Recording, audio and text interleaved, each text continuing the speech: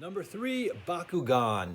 The reason why Bakugan's on this list and Pokemon is not is because, first of all, I do like Pokemon. I played it a lot, and it is a fun game in its own right, and people say it's a watered-down Magic, which in many ways it is, and Pokemon is a game where you take a turn, and then when you're done, your opponent takes a turn.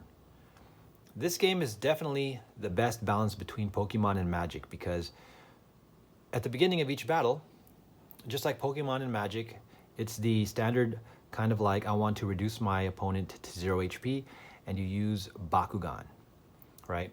And basically you want to roll this like with dexterity and you want to try to land on a hex core so that these, like flip open, transform, and then once they're transformed, they have a battle power and then you play cards to like increase the battle power, and basically hinder your opponent, and then you win that battle, you do damage, and when people take damage, they discard cards from their deck. Once their deck is 0, they lose. Now, the beginning is simultaneous. That's pretty fun because you guys roll at the same time. And then when it's a player's turn, when I'm playing cards, the other player can still interact with me. So again, you have a little bit of that magic back and forth that can go on during a player's turn. And there are cool effects. You can definitely tell they took a lot of inspiration from Magic the Gathering. So for me, I think that's its greatest strength and its weakness, because I think it kind of like, it doesn't really reach the super popular heights of other card games because we've seen what this game does before. But again, to me, that's what makes it really fun, enjoyable, and easy to play for people of all ages. If you want to play a game like Magic and, you get a little bit, at least a bit interested in these transforming toys, and you want like this physical dexterity aspect, and you don't want like the crazy mana problems of Magic or the, super high card values, this is a nice game just to kind of get back into. And especially if you have like, family, kids of your own, and, you also don't want to spend a ton of money on Pokemon and you're not heavily invested in that, this is definitely something that you can look into. For me, I also like, collecting the mini Transformers. I like calling them like, mini Kaiju. They look great.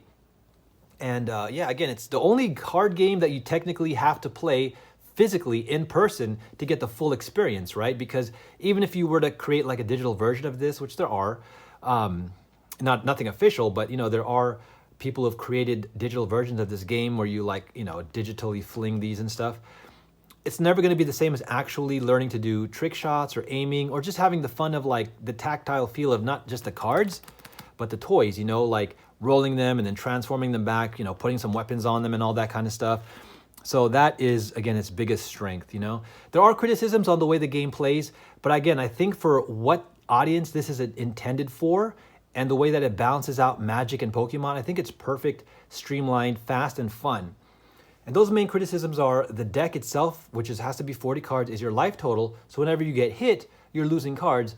But I think that kind of balances things out because even if people have like super stocked decks of like super rare cards, whatever, you can try to knock those cards out, and kind of have a good chance of like still beating a deck that maybe has overall better cards than you. And of course, there are cards in there that flip over when they're, damaged that can still stop attacks. And the other thing is, just like a lot of newer Japanese card games, you don't have to actually play energy like you do in Pokemon or land. You just take a card from your hand, and then once a turn, you place it face down, and then this becomes your resource or energy card. So everything is self-contained within the deck.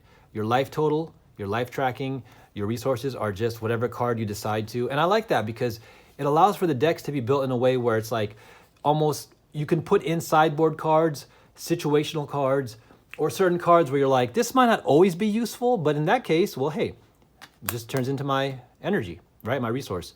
And then of course, again, the toy element. So there you guys go. That's Bakugan. Check it out. Again, perfect for, families, or if you want to have gaming groups of all ages, you like toys, you want to collect toys. I think it's just a fun toy to collect in and of its own, but you like this whole like mini kaiju feel, anime inspiration, and you want something that's in between Pokemon and Magic without having to go too extreme in either of those games, definitely get Bakugan.